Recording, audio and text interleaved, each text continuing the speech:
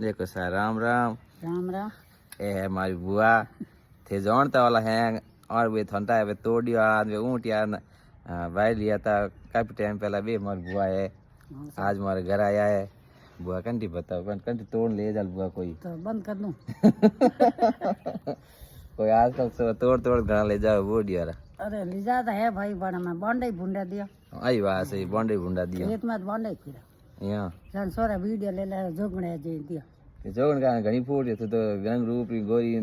hang ला sorry आन है सोरा तो करे हंडे नो दे तो फोटो खींच दे तो हंडियो दूध कड़ हाकरो बे